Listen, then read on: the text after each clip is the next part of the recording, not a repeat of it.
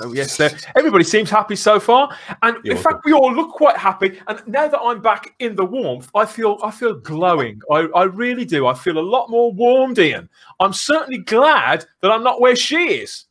Yes, this is Jodie Whittaker, who apparently plays the Doctor in Doctor Who, and she's filming. She doesn't look happy, does she? She doesn't in look what happy. Looks like. No, she doesn't look happy at all. Would you be? Social distancing. There's no social distancing. What's going on there? And there's more than 6 of the sods too. That's right. Right. Chibnall, they're going to be coming to see you, my friend. Chris, what's going on? The BBC. Yeah. Yes, you're going to get a knock at the door from our friends. Yes, so we want to credit Oliver Williams with these pictures first because he was the one taking the risk. He could have been abseiling while he was taking these, for all I know. But yes, here we are. We're on the beach somewhere in Wales, and it doesn't look very pleasant. Everybody's freezing their bits off. And can I just say something? Is there a blackface in that crew? Is there a blackface in that crew? You can't tell. To be fair. I'm just wondering. Wondering. There are blank faces. Nobody looks like they want to go back to work. Dull faces. There's certainly no social distancing going on, but maybe they're just testing their eyesight. Who knows? Yeah. Do a barnard. That's another bit of slang. He's going to go and do a barnard. Could well be. But what I wanted to know, I mean, obviously, we're all really excited to see Miss Whittaker back on location there. I'm punching the air. But I wondered who's excited here about seeing the Weeping Angels back. No. Barnaby, are you an Angels fan? I am an Angels fan. Whether or not I'm excited to see them in the current situation I will reserve judgment until it happens. But Blink is still one of my favourite episodes. Well, I've got some good news for you, Barnaby. Because they can't speak, even Chibnall can't make them say stupid things, can he? Oh, he'll find a way. He'll find a way. Oh, he will. He'll change the history of it where it starts talking and walking around. That's what he would do. That's what he's going to do. Made of plastic. Oh, no, they won't be made of plastic because they're near the sea, you see. Oh, sorry. Yeah, because that's very environmentally unsound. What are your instincts about this one, Ian? It's probably going to be rubbish. I'm not going to be watching it anyway, so I don't care. You know, that's my instincts on it. I thought so too. But I know, you see, because obviously in the annals, you have to be careful how you say that. In the annals of Doctor Who and Doctor Who monsters, I think that the classic show still has the wealth. It's overstocked with the icons, doesn't it? And new Doctor Who has created very few that have sort of entered the pantheon of the true greats. And I would argue that the Weeping Angels are probably one of them. I love the Slovene. Oh. I do. I love the Slovene. Are you a Weeping Angels fan, JT? Oh, don't ask me. Don't ask me. Going well, isn't it, everybody? Going well. I think Blink is a modern Doctor Who classic. However, as you may be aware, I am very wary of this continual bringing stuff back. I prefer to move on and move on and move on and forward. Totally this is one of the reasons, like last week, I wouldn't want to see Paul McGann back, even though I love Paul McGann.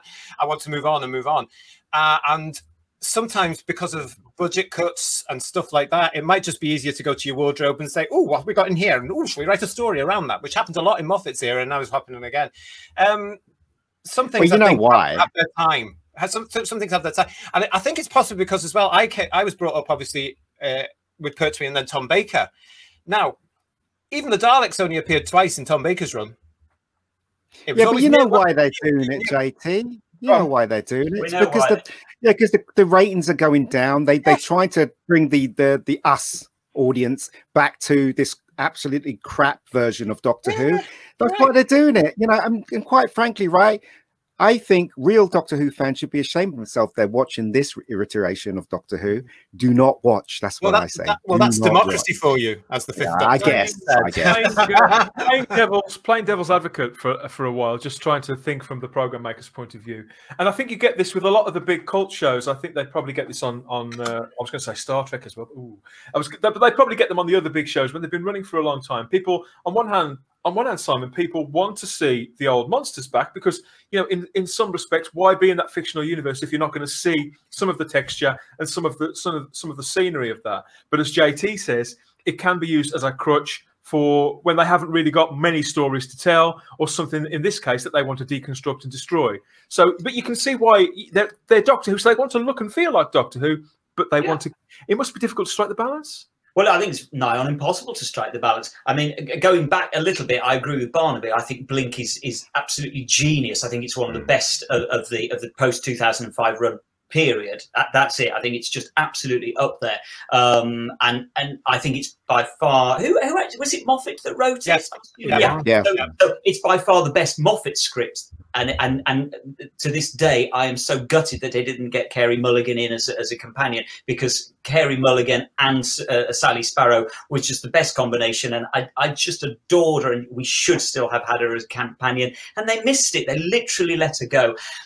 That aside, I honestly don't think the Weeping Angels have ever been used well since Blink. They worked in that one story because they were a device to tell that story. Trying to now graft them in, the more Weeping Angel stories you tell, the more the characters, as in inverted commas, begin to fall apart. They don't work. They don't stand up to closer examination. In the same way, the Daleks suffer exactly the same way. You look at the original Dalek serial, and the characters make sense within the setting of that story on Skaro. Once you start taking them out and they're taking over the universe, they start to fall apart as characters. And to me, the Weeping Angels are the same, and probably just about every Doctor Who monster is the same. The more you explore them, the more they fall apart, and the more you pick holes with them. So I agree with JT. To me, let's just keep reinventing. Let's move on. Let's create new stuff. Yeah, but you saw what they did when they created new stuff. The man with the teeth on his face. What the hell was that all about? You know what I mean? You're not going to get any better than that. Maybe I should. Okay, Ian. What I should have said is, let's start creating good. But that's the situation, because I look at Modern Who from 2005 onwards, and you know there is a danger there. I mean, when it goes eventually, which could be any day now, and then it could be brought back in 10 years' time, you just know they're going to go to 1963 to 89 to bring back Daleks, Cybermen, Sontarans. You know, they may look at the Weeping Angels in 20, 40 years' time, but there's nothing that's really had, I would argue, and Space Bookers can let me know what they think of this, that real impact from the modern world. I mean, are you going to bring back the Jadoon or the Slitheen? No, they haven't. They haven't. Would you, though? Would you in 25 years, Simon? I'd say and that's why they still keep coming back to the Daleks, because they've genuinely never topped the Daleks and the Cybermen. I think the Ood come pretty close to getting it, but they're not quite there. I like Colin's idea. Angels, if we were talking about Cheryl Ladd and Jacqueline Smith. Oh, those memories. Barnaby doesn't even know what we're talking about, do you, Barnaby? Hello, Paul. Hello, Paul. I'm too young. Hey, Paul. That's a new name. You know what we're talking about there with Cheryl Ladd and Jacqueline Smith, Barnaby, or are you just too young? Maybe he's too young. If you remind me, what was that? Charlie's Angels. Oh God, no! I was born in 1990. No idea. All right, sure. However, Barnaby, there were 2 movies in your era. Yeah, they were. How dare he plead ignorance, though? I like, yes, Paul here says, love Jodie. Bet I'm the only one. I'm afraid you are among the panel, but there are other Jodie fans watching, Paul, so you're more than welcome here. Bet I'm the only one. Can't wait to see the Weeping Angels again. We hope you enjoy it. Obviously, we do. I'd just like to say to Paul, great to see you, Paul. And, you know, from my point of view, get used to it from my point of view. But it's lovely to see you. Welcome aboard. That's the beauty of Doctor Who fandom, isn't it? No. Chibs loves her too. Which we've got lots of comments coming thick and fast here. How about this? Would be good. How about a Doctor Who episode with the Weeping Angels versus the Silence? I like the Silence. I think that was a really good monster creature thing they created. I really like the Silence. I love the idea behind it as well. Do you not think so? Sometimes though, an impact of, I mean, there's 2 characters that from Modern Who that come to mind. The Angels being one. Imagine if it was just left at Blink and we never saw them again. And River Song is the other. Imagine if we'd just seen her in Silence in the Library and we never saw her again. No, I mean, how enigmatic would that have been? But I totally agree with you. Turn them out and ruin them. Yeah. And JT, I agree with you totally. She should have ended where with David Tennant's thing. That's where she should have stopped. And they kept bringing her back. and then she became very telling off men and shit like that when it came to Peter Capaldi. So yeah, we have a comment here. We have a comment here. The enemies in Classic Who were always worth bringing back. The Weeping Angels were a one-hit wonder. The novelty wore off very quickly. They still look great though, but that's where it ends. The idea of them, the concept, the way they look, it's still very striking. I'd probably agree with that. Mystery Facebook user, reveal yourself, as they say on take me out. Is that still going? I don't know. And yeah, well, the other issue maybe as well is that things. I mean, how many action? I'm just trying to count how many action figures of the Weeping Angels have got over there. It must be about 9. Have you got the market inside these days saying, you know, we need an action figure to make money out of that, please. But I think the Rabbi's got really the only really interesting story with the Angels left to tell. Although I'd be open to be proven wrong, since the Weeping Angels still have a good origin story in them, tying into the weird Time Lords covering their faces in the ends of time. I've got my own headcanon about all of that, and maybe you guys have too. And although I think that is the one story left untold, although that is the one story left untold. But they also didn't explain that mystery time lady who was. I mean that's an example of an enigmatic figure not being explained. And I still sort of think every so often who that was. But was the Russell T Davies, didn't he say in an interview that was supposed to be his mother or something? But it was never explained in the actual show. And I think with different writers coming along, I mean what that was can still be up in the air. I suppose it's just really. Because Russell always intended he was going to explain that, and it was going to come into a later story, and it was going to get developed, and for some reason it just kind of fell off, as it were, and nothing ever happened with it. I love the fact that we all come to our own conclusions, because for me, that lady is the White Guardian. Yeah, interesting. That would work too. I thought it was the cleaning lady, and she just got stuck. These things happen, don't they? These things happen. We've had our mystery commenter has revealed himself. It's Alex Storer here. Hello, Alex. Hi, Alex. Good to see you. And yeah, we are going to let's lean into this, because people are abuzz talking about Chibnall. Chris Chibnall's Doctor Who. Yes, all bad, I'm afraid, Chris. Sorry. But that does remind me of the next thing I wanted to talk about, come to think of it, which is, she is going. And let me remind you, yes, we have I'm working out a discount, actually, with a sponsor of the Party Poppers, whereby the more you order, the cheaper they are. So we'll be prepared for this well in advance, but it could be a while yet. All indications are that she is still going. And of course, this being Doctor Who, from now until that time, until we know, Barnaby, we know the dance, don't we? We know how it's going to be. Every week, there's going to be one particular name on everybody's lips, and we're going to hear it over and over and over again. So I would imagine that this is something we're going to come to quite regularly. So this week's kind of popular Doctor choice of the week on everybody's lips, but mainly hers, it's Whoopi Goldberg, everybody. So this is the one that we're hearing the most chatter about at the moment. So I was wondering, Simon, Whoopi Goldberg, you're a fan of Whoopi's? Ironically, I'm actually not a big fan of Whoopi Goldberg. I think she is utterly stunning in. Is it Ghost she's in, where she's the come on, that is just knockout. And so I kind of think, all right, I'm excited by the prospect of seeing that character. That characterization as the Doctor, I think it's a cracker. But I'm not an enormous fan of her. But I kind of think I can see the logic of it. And I know that Whoopi Goldberg's name was bandied around before Jodie Whittaker was cast. And we ended up with Jodie Whittaker. So being brutally honest, I know who I would prefer and who I would personally have cast out of the two. And actually, Whoopi Goldberg, let's be honest, it would certainly knock the show back up in the eyes of the public. It would get people noticing again, and it's the kind of thing that the show needs. So actually, I'm giving Whoopi Goldberg a thumbs up. Yeah, she's obviously she was great in Star Trek as Guinan, but it was a very small part, wasn't it?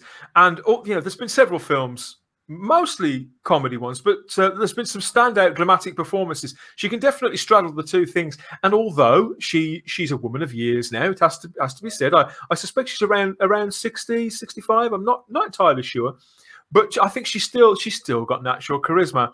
She's still got this appetite for acting, for her craft, and she's been talking about doing this, I'd say, probably for about the last 4 or 5 years, Barnaby. This isn't the first time she's thrown her hat into the ring, is it?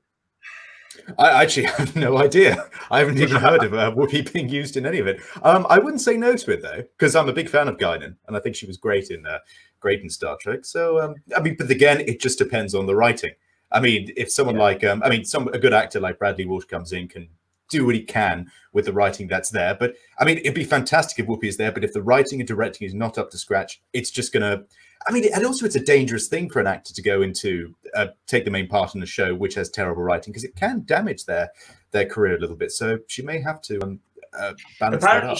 I know that Dan, you're right. She definitely wants to do it, and she talked a lot about it a few years ago. She say wanting to do it, but I can't help thinking you're right, Barnaby. I think she's the kind of person that if she did get cast, she would want to have some sort of input into the script and how she was going to be playing the role.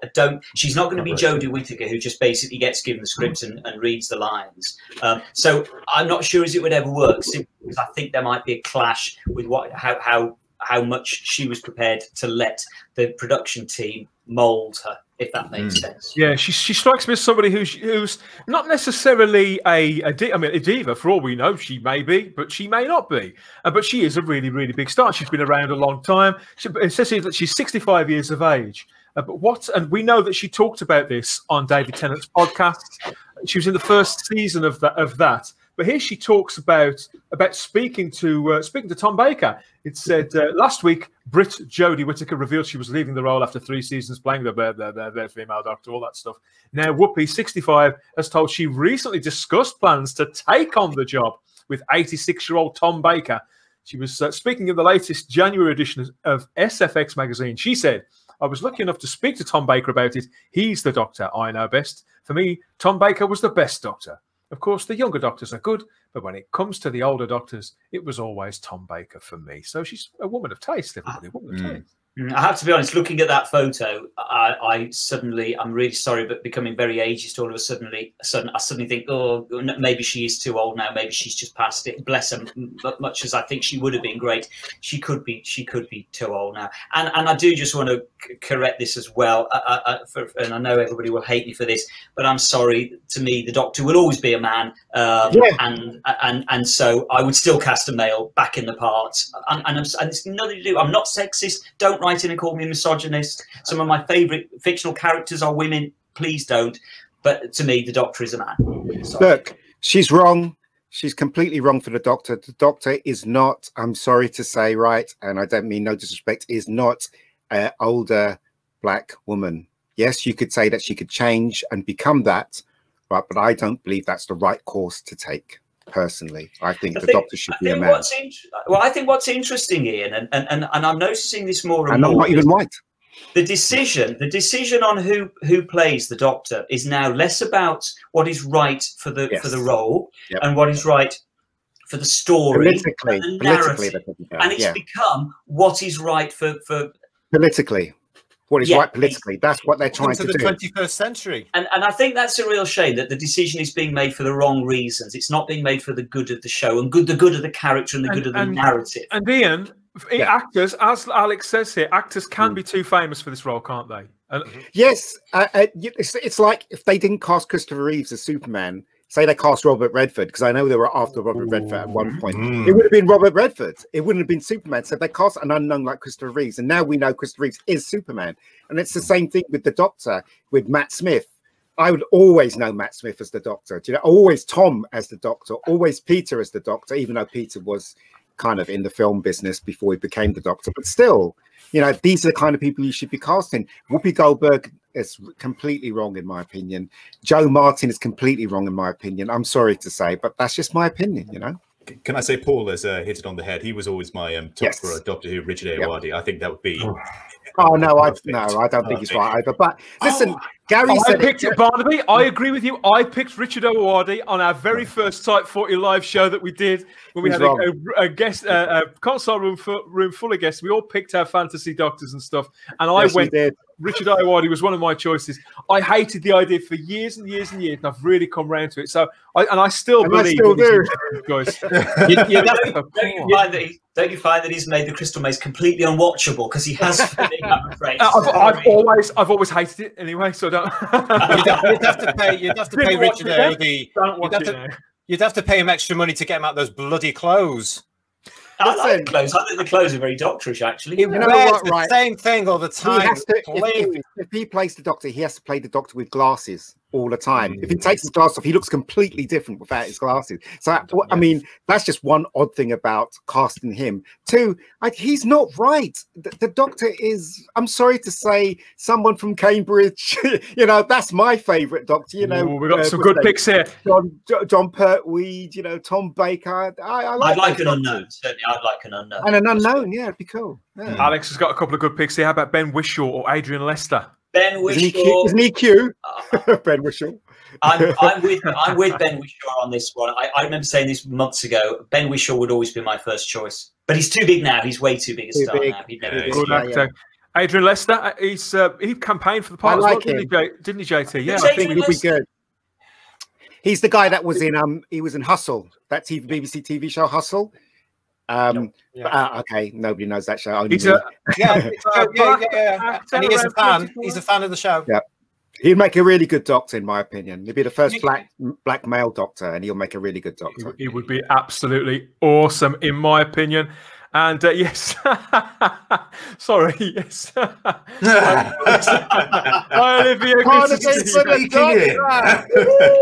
I guess who said that?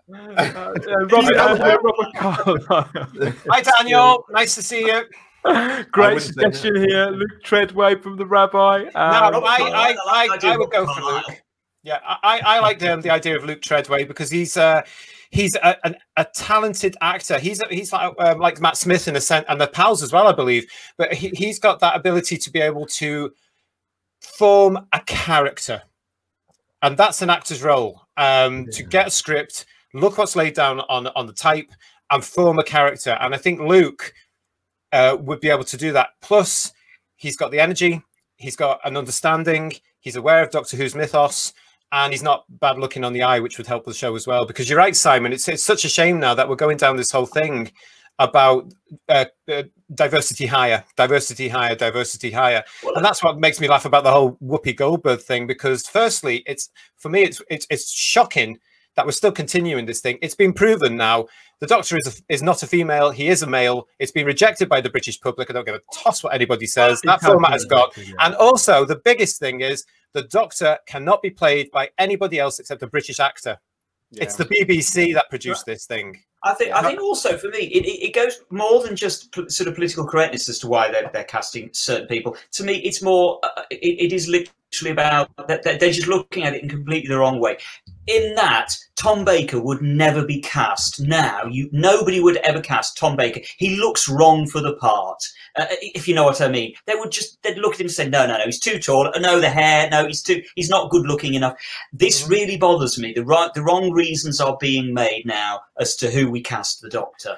And we saw the backlash with Peter, didn't we? When Capaldi was cast, we saw a certain element of age group of fans there, never watching again, and it was exactly because of that. And it was the right decision to cast Peter. Sorry, Dan. Yeah. I'm with Charlotte here. I've always liked Aidan Turner for the part, but the problem is I still really wanted to be the next Bond, Charlotte. So maybe not. But I think we have the final word on this subject, at least for this week, has to be with who suggests the brilliant. This is genius. If it's all about politics, how about Diane Abbott of the Labour Party?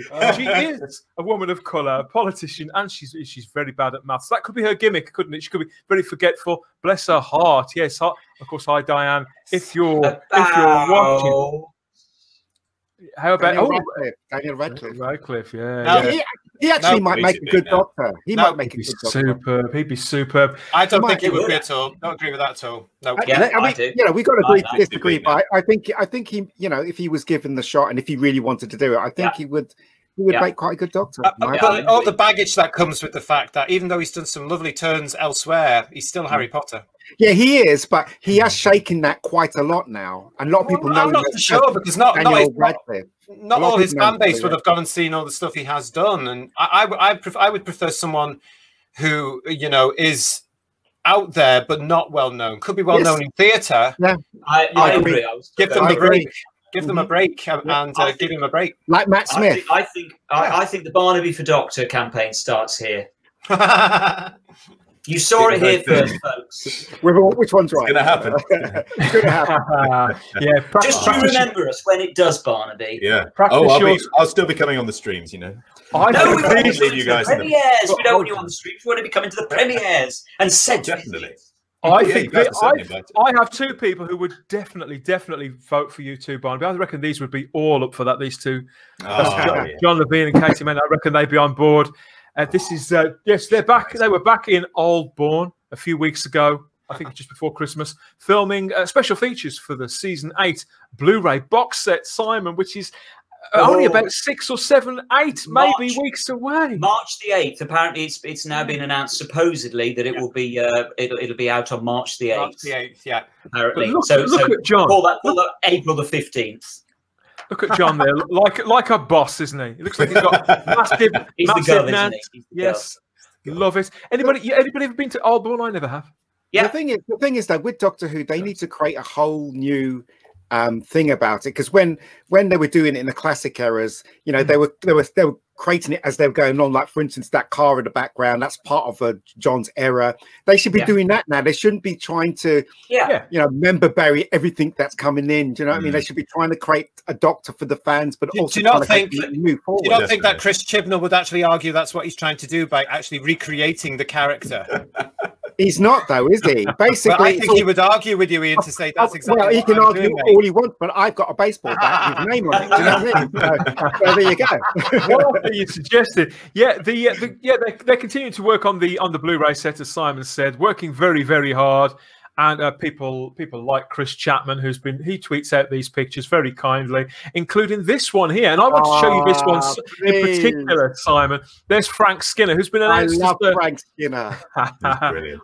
Everybody loves Frank Skinner. And he was great. He was great as Perkins. Absolutely brilliant. I wanted him to be the companion. I wanted so Perkins. did I. He offered, and he's like, "Oh my god, we're going to get Perkins in," and then no, he decided. And also, right, with the Perkins character, he was very intelligent. He was clued in. He knew if he went with the Doctor, he was screwed. Do you know what I mean? More importantly than any of that, he used to teach at the college, literally over the road from where I am now, and drink in my local, just half a mile away. Yeah, very much the local guy. But yeah, Terence, this is Frank Skinner's been announced as the presenter of the new hour-long documentary on the new box set, which is going to be entitled Terence and Me, which Chris Chapman has been working on. Now, as you probably know, Chris Chapman's got a great track record for producing these dedicated, really focused and quite emotional full-length documentaries on these DVD box sets, hasn't he? The Showman obviously being the prime example, the J&T one, but there was the one about Elizabeth Sladen too. And of course, we lost Terence around 18 months ago, didn't we? And this is something, another labour of love on Chris's part.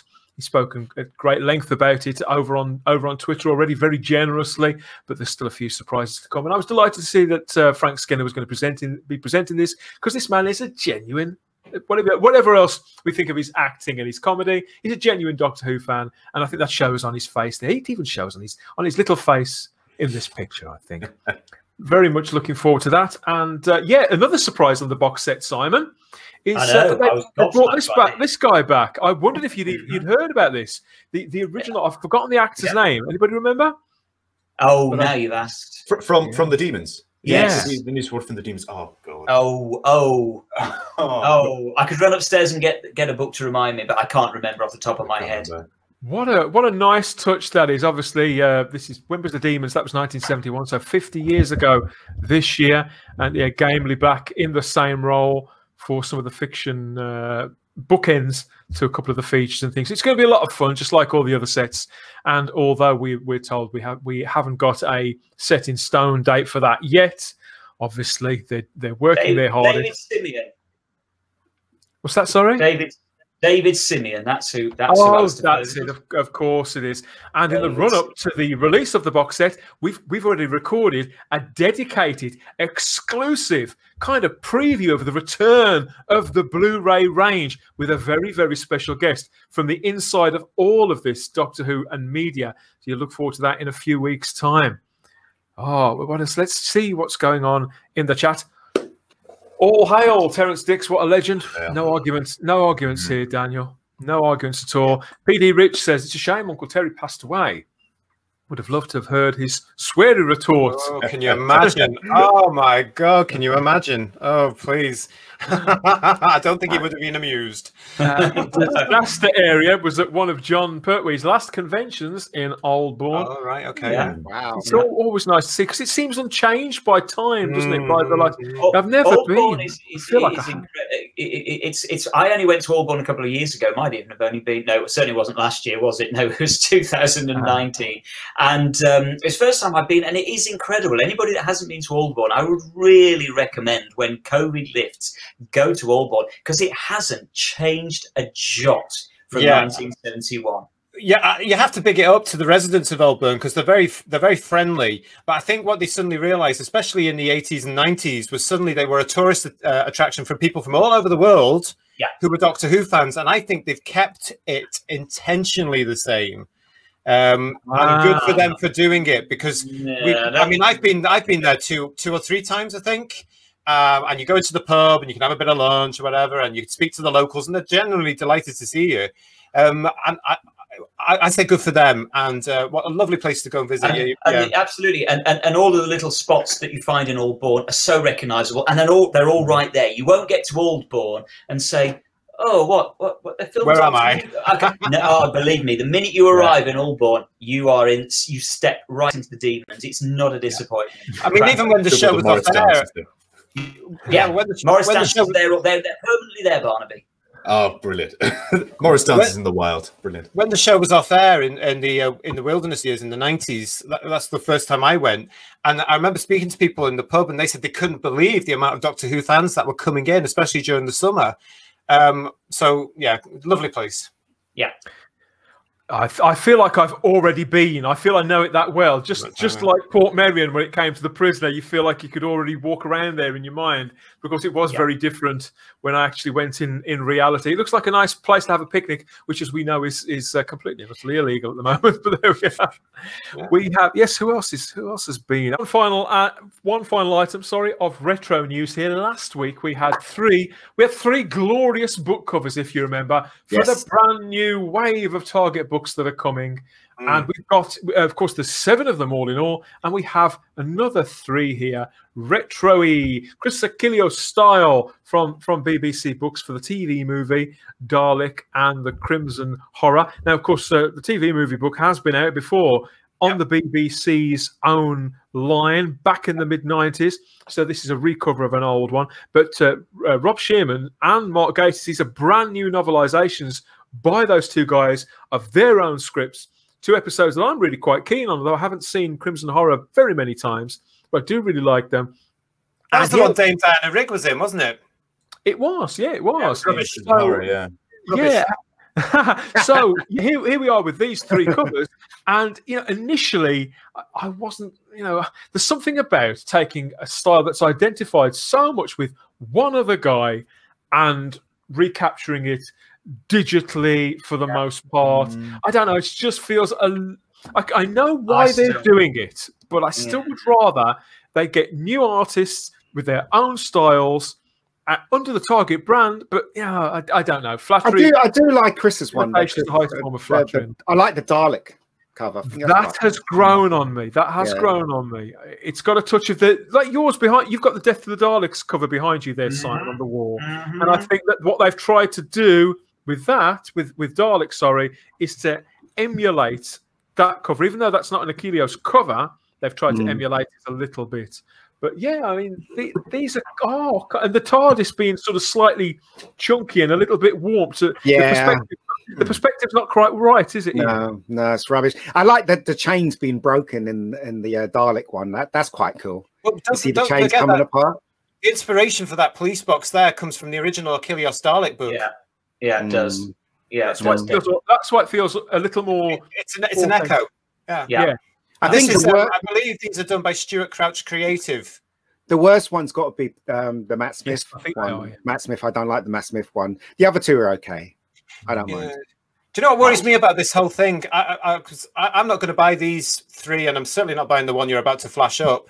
But I will buy the 3 that are missing from the shelf behind me, the 2 Dalek ones and Pirate Planet. I'll have them, but it's quite worrying in a sense, because if they're going to go ahead as they're going to do and novelize the modern era, how many episodes is that so far? At $7.99 per go? I'm not climbing on that bandwagon. They are. I mean, I've read some of them. Have you read any of the new Target books, Barnaby? Have you? Because they put out a range 3 or 4 years ago with Day of the Doctor and Rose. Catholic? No, I've actually never read any of the Target ones. I'm still working my way through the. I'm still working my way through the Virgin New Adventure ones. Because those sort of like, I don't know, I just reading kind of like novelizations of the TV show. I'm like, I've never really sort of done that because I'm sure they put in new information and different kind of points of view. And that's interesting for some people. I kind of want news stories, and I agree with you, Barnaby. I honestly can't quite see the point of novelizing recent stories like this. There was a reason why the Target books were there, and that was because, as we've said a million times, we were never going to see these stories again. There was only one chance to see it on television, so they novelized them and sold the novelization to us, and that was our record of the show. So, and there was a reason for that. But I just cannot see the point in novelizing. Maybe something beyond maybe something like Dalek, where I dare say they're going to bring a lot of extra stuff to it, but. You know, the TV movie, is anybody really desperate for a novelisation of the TV movie? And I know it was brought out at the time, but it really is. I mean, maybe the TV movie book will actually explain what the hell is going on. I mean, that'd be quite nice. Was that what that ending was all about? You've just Barnaby. Barnaby. Hey, I love the TV movie, but what was that ending? That ending made no sense whatsoever. The novel setting alarm clocks. The novel's been out before, Barnaby. It was out originally in '96. So I believe the BBC are playing on this thing, and the author certainly is, where he's refreshed a little bit of it to try and push it out. But what they're aiming for there is, of course, that people will want it because it's the new cover and it's in the Target brand now. So whether you're an original collector like Simon and myself who may want to add it on, I don't really. No, or I'm not going to get it. And then you've got the new versions where you might want to add it into the new versions. They're trying to capture two little markets there. But the reason they're doing it is purely to cash grab. I reckon. You remember because when how many episodes are there going to be? They used to be novelizations of movies, didn't they? And in those days, you know, you didn't have VHSs, or you couldn't watch on your computer. So you had the novel, so you can remind you of the movie. That's why people. That's why there's a reason for it, and it's why it's pointless now. Writers like Alan Dean Foster started in that field, though, didn't they? Adapting, doing things which would be seen now as being quite futile. I mean, would anybody buy, for an example, a novelization of Thor Ragnarok?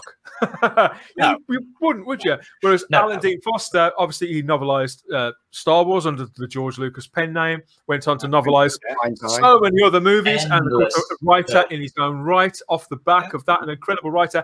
And in a lot of those, at their best, there was extra content. Yeah, and I view this line of novels as even though the Target logo is on there, and they do complete, as you said, JT, they do complete that collection. I view them as slightly different animals, and that's why I find leaning into the nostalgia. I can see why they've done it, particularly with those errant titles. They're not going to run as long. Sorry, really Stephen. Sorry. I don't think they're going to run as long as the original series of Target novels did. And there's a couple of authors who I reckon will become this version of Target books, because it's not Target books really. It's BBC books. It's Penguin. It's just losing the name. But there's going to be a couple of authors there who will become the Eric Saywoods and Douglas Adams of this new run, because there's no way in hell the BBC is going to get the rights to adapt their stories now. Good point. So this does, yes. There's seven books in this range. And they're $7.99 each, which I agree with you, JT. I think that is a little extortion. I think it's quite a lot. And do you know what? They were 25p in my day, love. I tell you. In my day too, mate. In my day too. 25 pence. Stephen, you're going to need to do the old Weeping Angels thing. Cover your eyes, mate. Cover your eyes. Here it comes. Yes, this is the range. The range has. So that's the full range there. So there's the proper Target book range there in the proper logo. Completed with your complete collection from now on. But the BBC did advise. In fact, this was put out almost cautionary as a press release. All 7 Doctor Who Target novelizations, it's Target. Target's artwork, really. It's not an actual imprint. They're due for publication on the 11th of March, 2021. The Witchfinders by Joy Wilkinson. Which, good God, that thing. Oh, yes, that will be the first to carry the new look Target branding with the current Doctor Who logo to appear on all future Target releases. Now, obviously, that is what we call bad news, everybody. It's bad news. Say bad news. But every cloud has a silver lining. And the way I see it, everybody, that makes it the ideal jumping off point. Yes. Save yourself a few quid. They've had the decency to change the logo. Your collection's already complete. Yeah. That's the way you've got to look at it. It's like I said, I've said to a couple of times on Facebook pages now. Yes. So that actually, what they haven't thought about is putting that logo on now for those stories now actually separates that whole era. From the 7 or 8 original Doctors, certainly, if you want it to be. I mean, you have the choice there now, and I'm delighted that the Whittaker fans and the Chris Chibnall fans will have the opportunity to buy books of their favourite stories if this one sells, and if they carry on with it. And that's great because it's all about reading. It's about getting the book industry supported. It's about really pushing that ability. Fantastic. If they're written well, obviously, and whatever. But for fans like all of us, I mean, I just want the top 3 there. I am actually very tempted to get Rob's book there. For I'm quite excited about that because that would be quite interesting to see how he writes. But I'm not interested in he's written several novels. Am I right in thinking, Barnaby? He's written several novels since he worked on Doctor Who.